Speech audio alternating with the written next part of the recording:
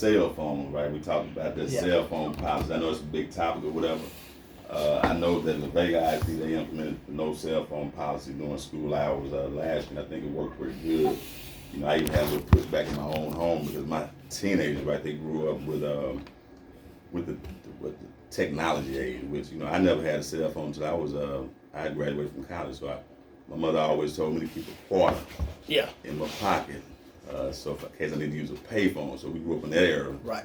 We had the three-way calling and we had the pay phones, and so I couldn't wait to get back home and get on a three-way call with my friends, you know what I'm saying? Yeah. So, you know, phones are good. I mean, I'm you know, I would be kind of feel out of place if I left my phone at home. I know how many times have you ever gotten your phone at home, you went back and got it? Yeah, so we understand how it is, but when you go to school, you're going to learn. Yeah, you're going to learn. You got a limited time to learn. Most classes last 45 minutes, and you got 45 minutes to get that instruction in. And so, is a cell phone policy a good thing or a bad thing? It's just a topic of conversation. Me personally, I think it's a great thing, right? Because as an educator, I want to, you know, because those phones can be a distraction. Right. All the time, my students will have their phone as if we're doing a lesson plan that requires them to use their phone to, you know, search up answers or participate in that activity. Other than that, the phones are put away. Right. But now what I like to do, Coda, with my students, I like I say, I try to prepare them for the real world. Right. And so I try to teach them the proper etiquette, cell phone etiquette. So communicating, right? We're talking about communication with these devices, but we got to be communicate with our mouth. And so I teach my students to let me know. It may be something they're dealing with at home that they may have to have their phone, you know, maybe expecting a phone call from home, and they come let me know. That's number one. And then I tell them to put it on vibrator silent, but put it away. So at that point, if the kid, you know, we make eye contact and he gets up, I know what's going on. So I get that. You got to have some common sense on things, right? Right. And so I get that. But I know this year at WISD, we are taking all, before the kids go into the classroom, the teacher takes the cell phones up. Prior to that, it was kind of discretionary on that individual teacher. But I know some districts have had it, Las Vegas had it, it worked pretty good. Like I said, I had pushed back with my kids, man, it seems this year, but they did say that the grades increased. Yeah. The grades improved. Less distraction. Yeah, less distraction. That's just common sense. Yeah. Because, man, you know how to be on your phone and you scroll and all this stuff. And I think it's a great thing when you have a cell phone policy. For one, kids are texting, hey, meet me in the restroom. They meeting in the restroom to fight. Hey, you got that vape? Meet me over here. I need to vape. So they selling drugs with the phones. You meeting up to fight. It's a whole big disaster. So not only that, if you think about a mass shooting, right? You got your cell phone. You forget to put it on vibrate or silence. So the intruder is inside, right? Your mama called or parent called want to call to check on you. Now the phone is ringing. They know where you are. Yeah. You get what I'm saying? Yeah, so, I get it. So whatever, and the parent can't do nothing no way when they get there. They got to sit outside. Yeah. You're not gonna be able to get in the building. You're gonna have to stand out there and wait like everybody else. So miss me with, oh, I can't reach my kid and this and that and the third, because like you said, when we was in school, when your mama said, hey, don't ride the bus home, I'm gonna pick you up. Somebody from the office came and gave you the message, or they brought you to the office and gave you the message, or either brought you to the office and you made a phone call to get that message. It was a different way of giving you the message. So I just don't understand why it's such a big deal. You know what I'm saying? Yeah. It's not that crucial. Yeah, you got to realize sometimes, because some of the parents that we deal with, they grew up with cell phones. Like I said, we didn't. Right. I didn't have a cell phone throughout high school. I got me a little old pager one time. That was about it. But so you got to look at the holistic approach of. So some of these parents, they grew up with cell phones, so they think a little bit differently. But the policy is the policy. So right. If the leadership thinks that it's going to improve test scores, improve grades, close that gap, then they put it in place and you ride with it. Whether, parents may not agree with it, but the kids come to school to get an education. That's the number one deal. So you say your whole goal is to prepare the kids for society, right? That's me personally. Yeah. I speak for Travis Gibson. Yeah, but that's your goal. but that should be everybody's goal to teach the kid to be ready for society. Because guess what? Some jobs don't even allow you to have your cell phone. Right. You can't have your cell phone. Don't have your cell phone out on your desk or whatever. So again, we got to be taught how to be accountable and adhere to the rules. Nobody want to adhere to the rules. Everybody want to do their own thing. It's the same way when I tell kids about, oh, he's in the behavior unit, this, that, and the third. Hey, man, out here on the streets, they don't care about you being in no behavior unit. They don't care. They don't know nothing about no red folder. They don't know nothing about no IEP, no BIP, or none of that. So you got to learn how to adhere to the rules.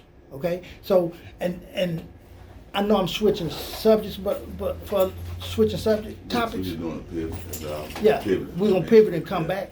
Yeah. But like with the vouchers, Greg Abbott wants these vouchers so bad. But for these parents that really want vouchers, what they don't understand is private schools don't offer special services. So if your kid gets special services in a public school, when he or she go to that private school, they're not gonna get no accommodations. They can get Jesus though. They're not gonna get that. They can get Jesus though. So yeah. Now you're right about that, man. And so that's the whole. That's why it's important to understand. And you have to. You can go online and you can read to understand what the voucher program is all about. Right. Instead of taking somebody's word for it, like I said, I would say about 85% of people they listen to what other people are telling them, right? Instead of doing their own deal, because everybody in here a product of public school. Right. And it turned out pretty good, right? So I'm an advocate for public schools, man. And so that's my goal. Like I said, should be everyone's goal to teach those students how to prepare for the future. Because like you say, man, it's in the real world, when we look at that one, it's a whole different. Inside the schoolhouse and outside of it, it's two totally different worlds. You have to know how to basically come down and make good choices, choices and decisions, man. That happens to all of us.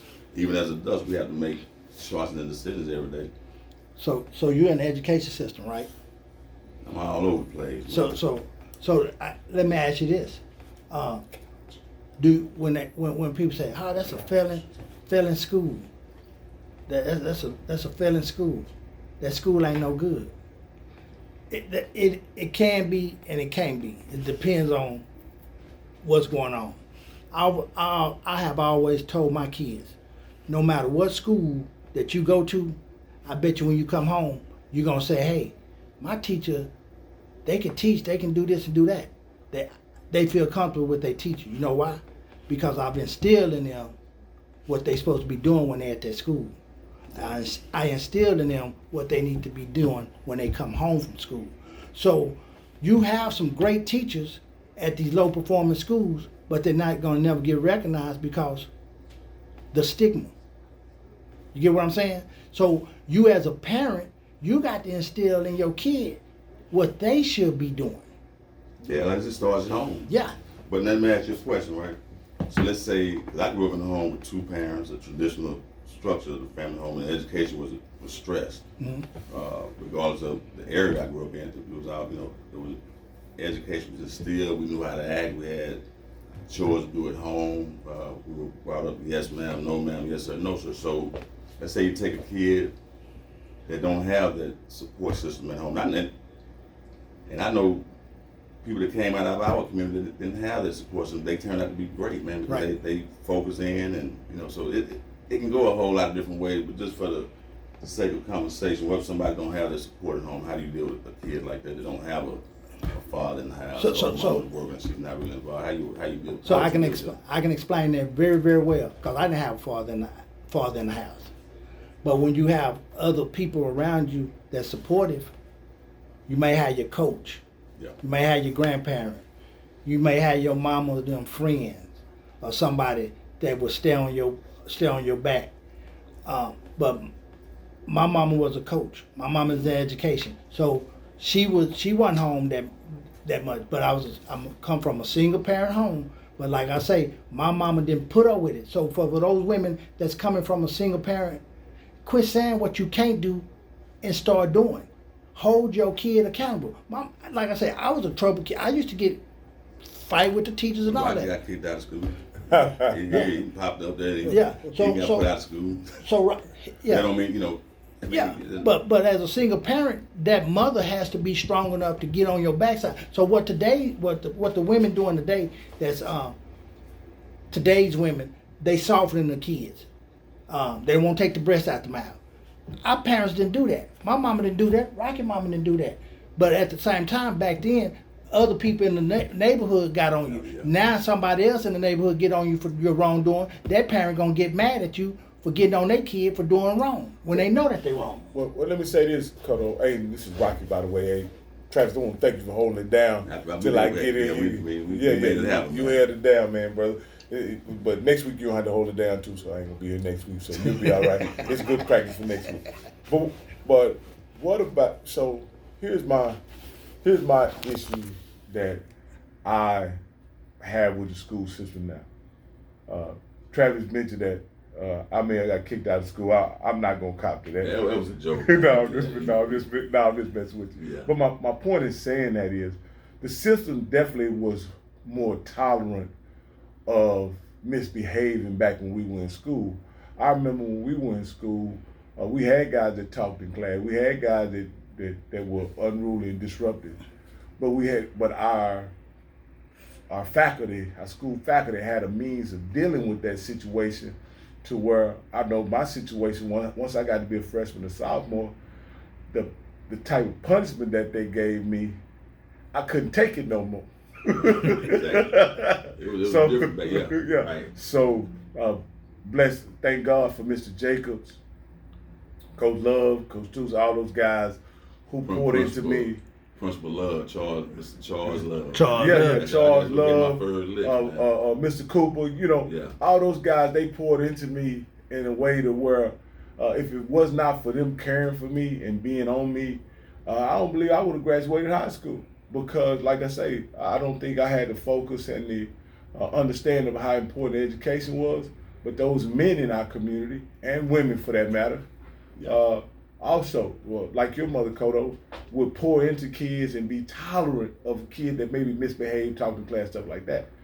I don't see the system being as tolerant as it used to be with kids who misbehave. I think they use, like kids used to be able to fight and go back to class. Yeah. You know, you broke up the fight, go back to class. But again, I think school is, and I hate to say this, but there's some aspects of school that's been weaponized against our community, meaning that if a kid misbehaves in a certain fashion, the teachers have the right, and the faculty have the right to expel them, put them out, all that kind of stuff. And I just think a lot of these kids, if they, like when we were growing up, if it wasn't, school was the only structure they were gonna get in their whole life. They weren't gonna get structure at home. They wasn't involved in any structure in the community.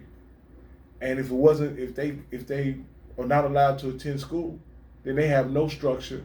And we know what happened to children who are raised with no structure. Yeah. So I just wish there was a more tolerant way of dealing with kids who are either misbehaving in school or who are, what I like to use, somewhat troubled.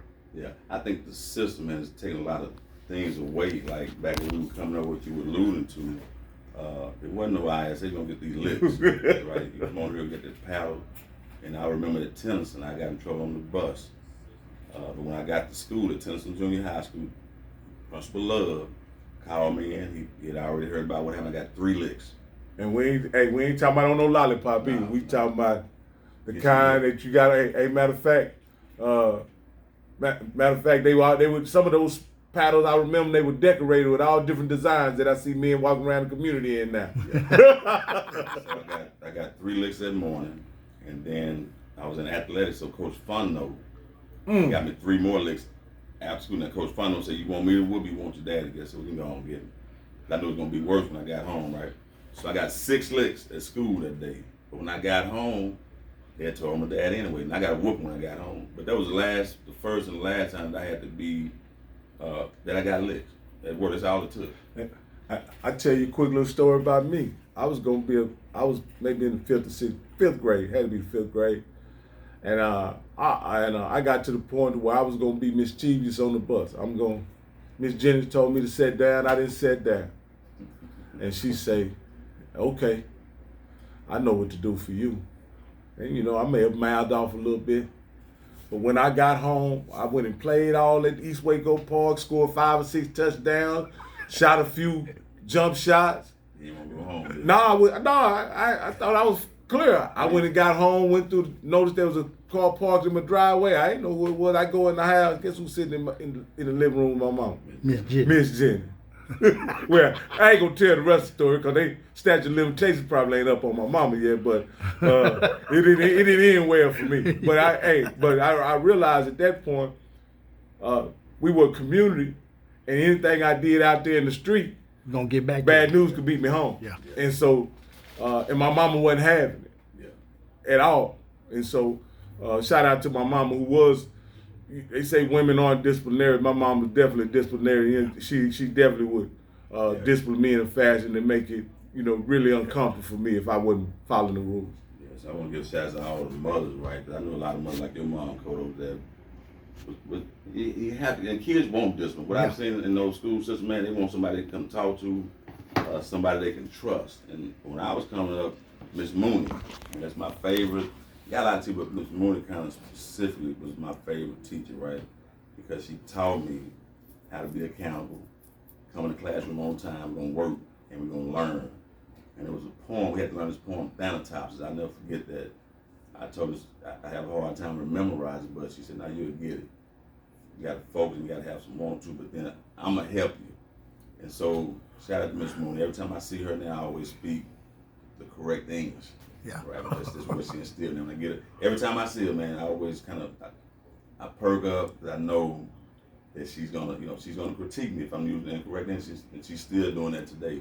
So we had teachers like that, and we got some teachers like that now that truly care about the kids and want what's best for the kids. But a lot of these students, man, they know that you can't do anything with them, right? So they'll try to buck you. And Cody, you probably know this. Yeah. They'll buck because they know how far they can take it. Yeah. And as an educator, you only can do so much, right? I don't believe in, when I deal with students, I don't seminarize it. I deal with them one-on-one. I call them and we sit down and have a conversation, right? If they're cussing in the hallway, I don't write them up, seminarize it, because that's what they do when they get outside of the schoolhouse. When they're at home, they use that type of language. So I try to correct them. And at the same time, I've modeled the behavior that I want those students to learn. So just a lot of things like that. You know, I say this. I talked to my daughter. My oldest daughter's an educator. She works in WISD, and That's the one that went to Prairie View. yeah, no. She went to UT Tyler, played basketball at MCC.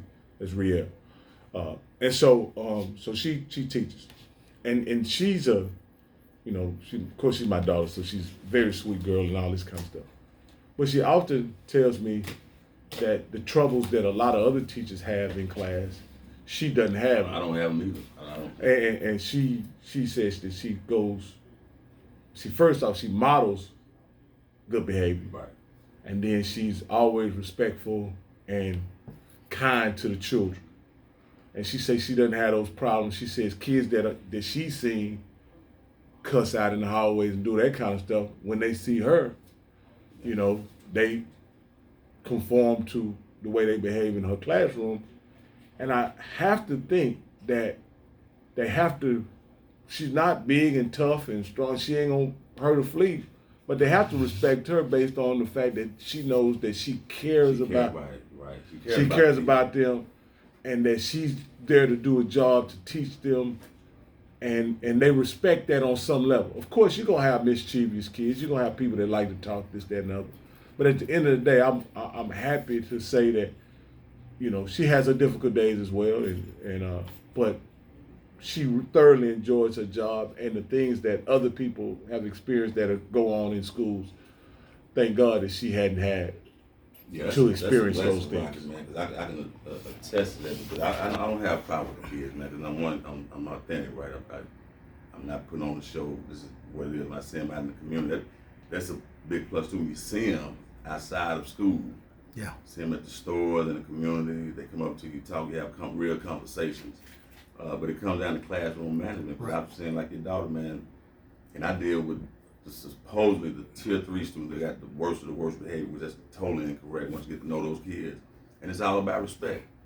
And respect is a mutual deal. So if you get that respect, you're going to get it back. But if you get that connection to where they feel comfortable and they trust where they come talk to you about things that ain't got nothing to do with no academics, right? So maybe some stuff that's going on at home. Right. And I sit down and give them advice, but they can connect. So we need more teachers like your daughter, like myself. And I've seen that now. I've walked those hallways and I see the same students. They can act, you walk to this one classroom with their structure and the teacher has built that connection with them, they're working. Right. Right? And I see those same kids in another classroom, they got a whole spread out on the desk. Hot fried, drinks, all that kind of stuff. Onions and all that. Yeah, because kids know how to, every teacher's different. Those kids, they're smart, they'll figure it out. So, Like yesterday, man, I'm going to go. We got this new teacher, right? And she's worked in the correctional setting, right? Yeah. She worked there. She's an African American lady, right? And when I first met her, she teaches math, algebra, which I'm horrible at math. But I went by a classroom to go check on the student, and man, they were engaged. She had a little music on, you know what I'm saying? It wasn't the kids were engaged, they were active in the lesson, they were actually working. But it was just the way, and it was the first 3 days of school that we had, and that makes a big difference. But they were engaged, man. You gotta be creative in that classroom. Yeah. You gotta keep kids, because some of this stuff is boring, like biology. I mean, I used to hate going to biology class, but it was boring to me. But you gotta find a way to make it interesting and engage those students. So let me say this. I know we're getting ready to come to an end. So one thing I know, like with my mama when she teaches, well, my mom, everybody knows she ain't gonna put up with no foolishness. So that's one. So you're gonna get in her class, you're gonna sit down and do what you're supposed to do. But I noticed when I listen to her talk, she like now they teach to the test, teach you how to pass tests. My mama never taught how to pass tests. She taught you everyday skills on how would you use this in everyday life. So that's how she teach you.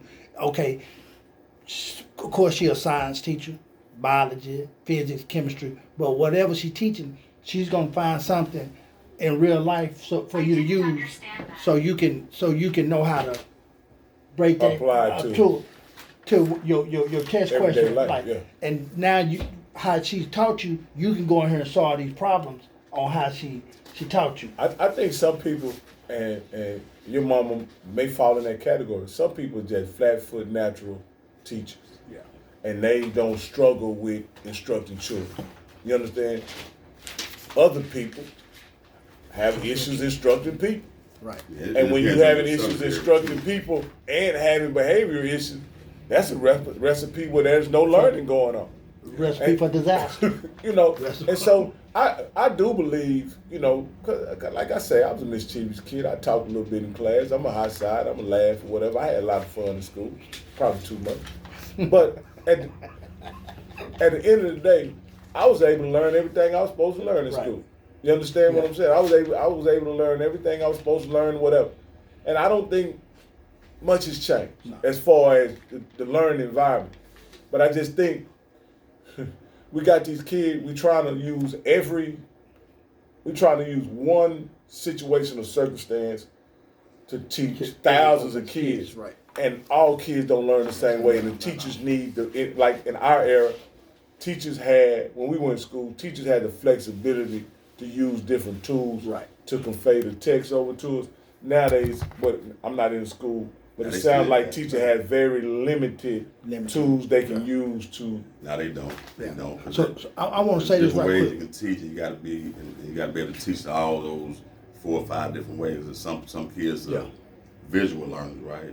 Some kids have to. Myself, I got to get in there and actually do it. Yeah. So but you got to have that in the classroom. Classroom. You got to be an expert at your subject matter, like your mom with science or whatever. I was bad in math. And I'm gonna tell you why. When I was in school, we had this one class, Mr. Bach, and I won't miss me. They my friends, whatever. But in that class, he dealt with behavior problems. So the kids that were trying to learn didn't learn it. You know, doing math, you got to learn the basics of Yeah. math and those formulas or whatever. You can't cheat on math. They expect me to tell you, Ms. Caldwell, tell you get on that board and I don't put the answer, but work it out. Show me the work. Yeah. Miss Caldwell used to do that. Yeah, but she held us accountable. We're talking about Yeah. accountability. And so I struggled in math because I got behind. Once you get behind in something, it's Absolutely. hard to. Yeah. I was good in Absolutely. English and history and all that stuff, but math to this day, it's just like Chinese to me, right? So you gotta, the less behavior you got in the classroom, the better the academics are gonna be. Just bottom line, because you got 45 minutes. If I'm dealing with a student that's behaving or misbehaving, I'm doing those kids that are trying to learn a disservice. Right. But it comes with day one, classroom management, setting those clear expectations. This is what's gonna happen when you come in this classroom. So I just want to get on that. But we let me say this real quick. Man.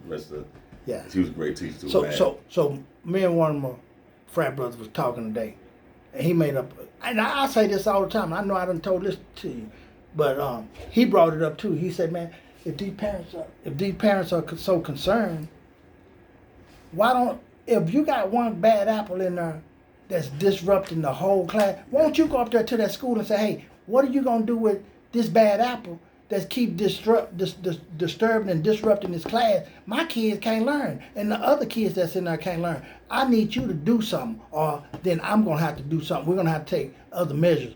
Because once we start getting parents that's really concerned, because I already said this, once my grandkids come home and say, Papa, such and such and that, we can't learn, I'm going to the school. Now we got a problem because you're disturbing my grandkids from getting their education because you don't know how to conduct yourself in class.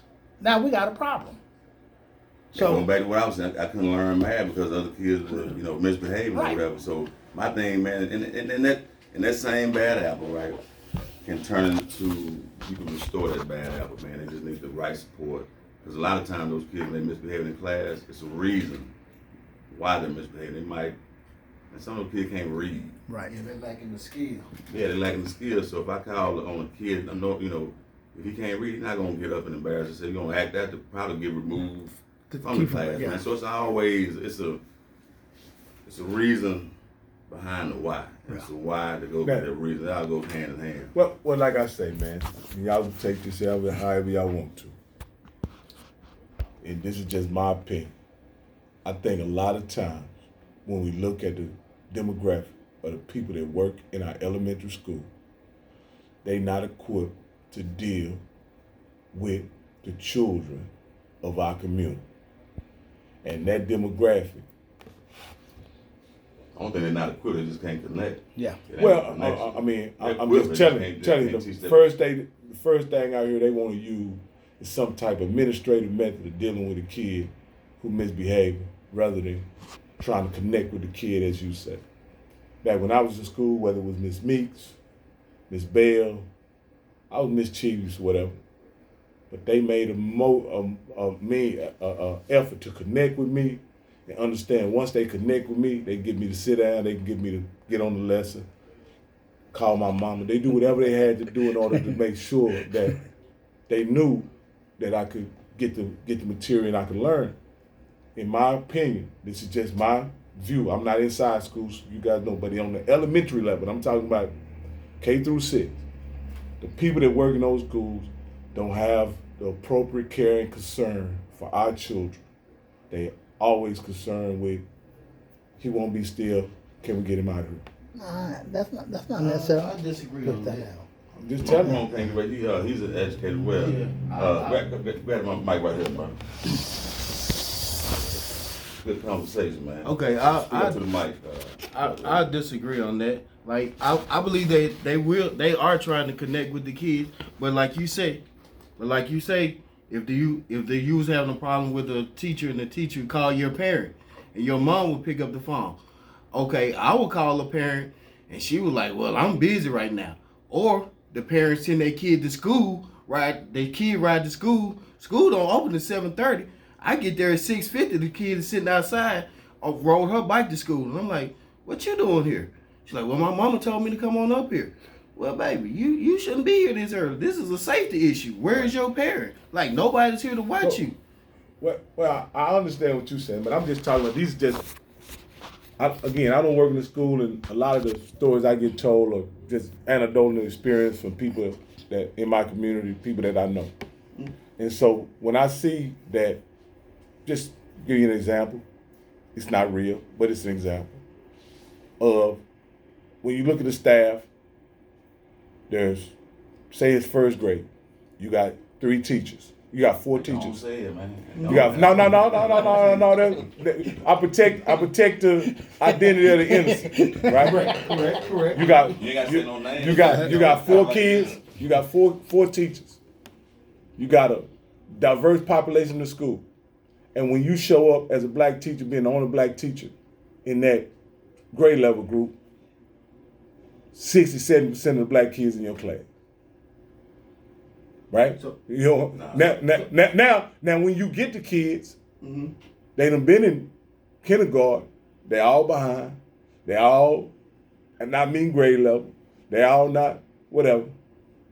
You apply yourself, you get them up to speed, you get them on grade level, only for them to go to 2nd grade and experience what they experienced in kindergarten. Push them along. I see kids You understand what I'm like saying? So what I'm saying is, it makes it difficult when you can't connect with the kid to teach.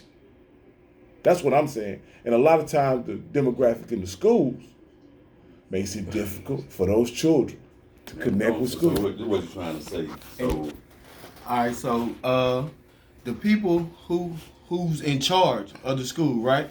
Yeah. Like the principals and all of this. Yeah. All right, so that goes back to the school board. So we need to get people in there who's gonna look like us in the school system. That's what we need to do. We need to get people in there who's not that they need to look like us, but they need to also represent us as far as like want us to succeed. Like there are some other people who want us to succeed. You know, there are, and there are some people. I'm even if they want us to succeed and they don't have the cultural competence or the desire to create those relationships and those connections. So we need to get rid of them. If they don't have the desire to come in here and benefit us, why we keep feeding into them? If they don't want to benefit us, like it's a lot of things in our community that's not beneficial to us, but we keep allowing them in our community. We need to stop that. Like we need to stop that. Like we need to get on. That goes back to the school board. We need to get principals set in place who's going to hire people. And what is a shortage of teachers out here? And you're running off teachers because you have lack of parental support. Like you have lack of parental support. So I always point this out. And I don't know the study, and y'all can go research it on Google. But it's a study. Yeah. It's about one of the predictors of how well a student will grasp whatever subject matter that's being taught is if the instructor or teacher Looks is like of the same culture that they come from. That's not true. There's a study. There's a study. That's not true. No. hold on, man. We're gonna have more. I'm gonna go back to the camera. We're gonna have more. There's a study that provides data that supports that idea. That if it's whether it's white, Hispanic, black, if that student is of the same culture, that student tends to perform better. That's period. That might have a little That something has to a little validity Yeah, to it it. does. It has a little validity to it. But I'm not an educator. I don't know what that means. Nah, Because if you- I disagree. Because if you, it's just like, okay, I worked in a school. Well, I was the only black male in the whole school. The only black male in the whole Something school. on what you just said about I walk in that school, and you look around, and the little black kids walk up to me. It's like, I ain't never had a black teacher. Like, I was the only black man. So what does that say? Like, they have never been exposed to they have never been exposed to those, to me as being a teacher. So they was looking at me. When I walked in, they say, you the new custodian? Huh?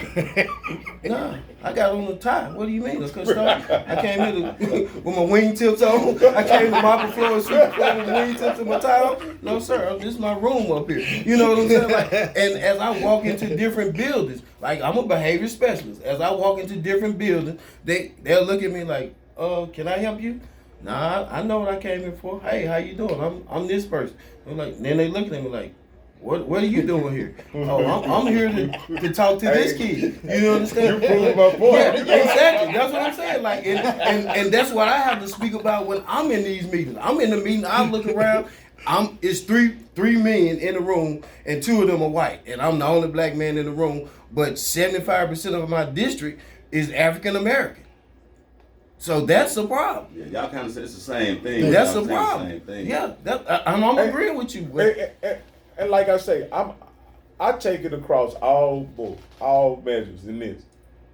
If we have the majority of our student population is Hispanic, Yeah. we need a Hispanic population of teachers. Exactly. If it's black, we need a black population of teachers, and if it's white, we need a white population of teachers. And we need to go to those places where we can recruit those teachers.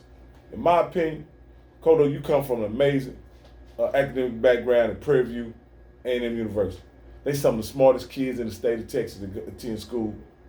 Why not have an initiative or some type of incentive to go down there and recruit those teachers from Prairie View, and don't let them stay in Houston or Cypress or those other school districts. Go down there because we have a population of students that desperately need That's their what skill set. that's what they do in Dallas.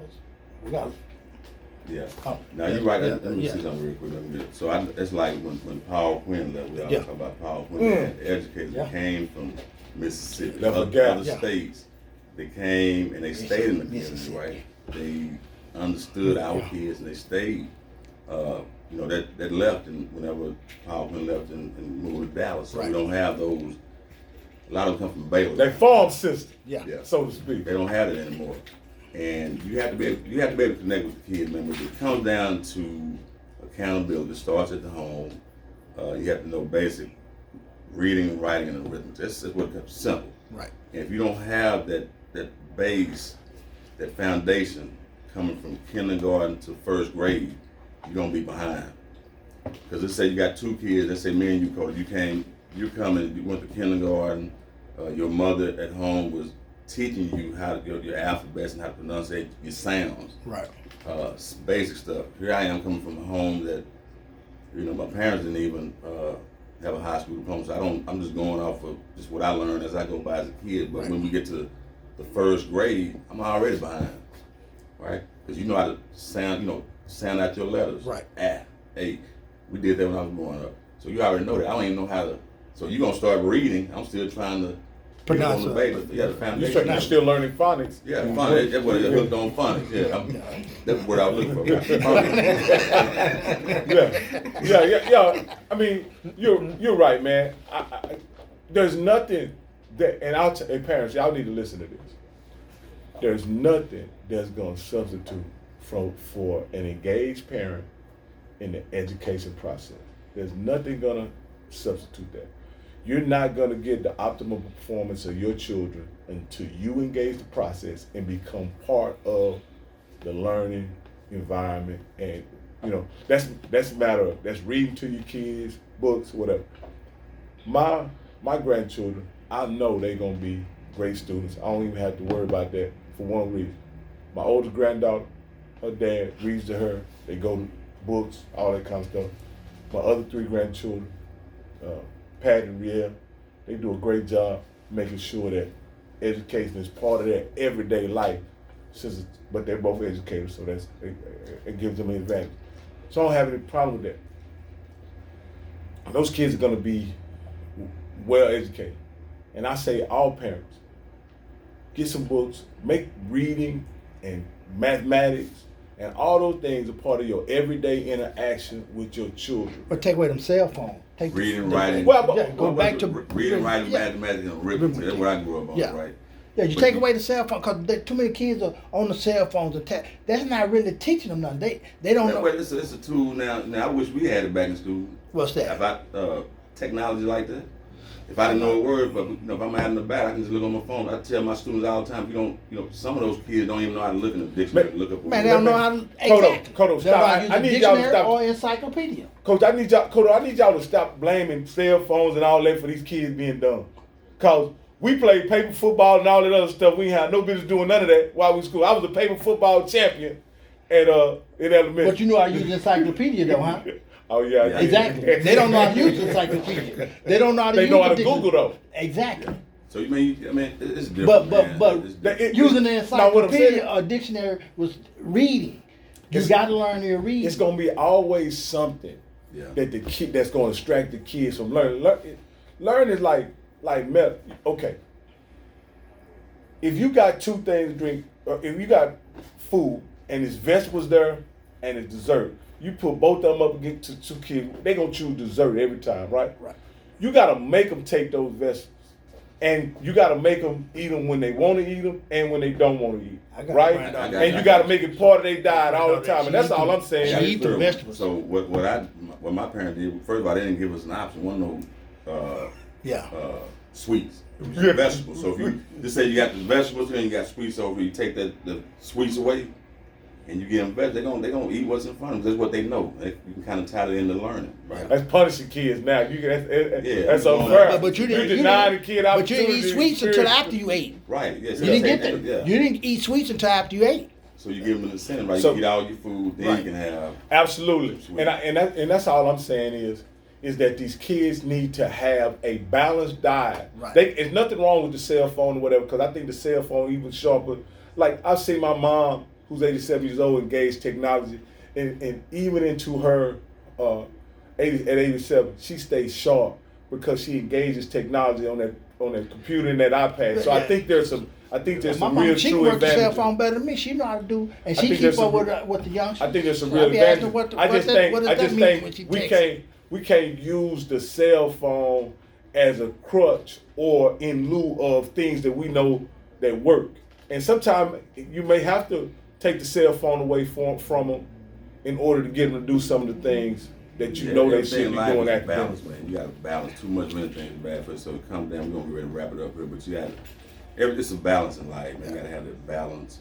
It's always gonna be something. If it's cell phone or something, 20, 30 years from now, maybe something else. So you got to learn how to overcome that stuff. But it starts at home, and then we need to have resources for those parents that don't. That don't know. They just, if you don't know, you don't know. Yeah. And so you have parents that maybe they don't know how to be a good parent, but we need to connect them with resources that they can connect and they can learn, man. So we don't talk down on nobody, right? I don't know, everybody's situation at home is different, right? And I'm not gonna single out a single mother. I know some single mothers that do a great job. I know some other mothers that are struggling because they don't know, right? But you can come from a 2-parent home and don't do nothing. Yeah, I know. That's what I'm saying. So it comes down to at the end of the day, man. It comes down to your intrinsic motivation and your will to want to do something. I think I'm gonna say this. We also have to realize this, man.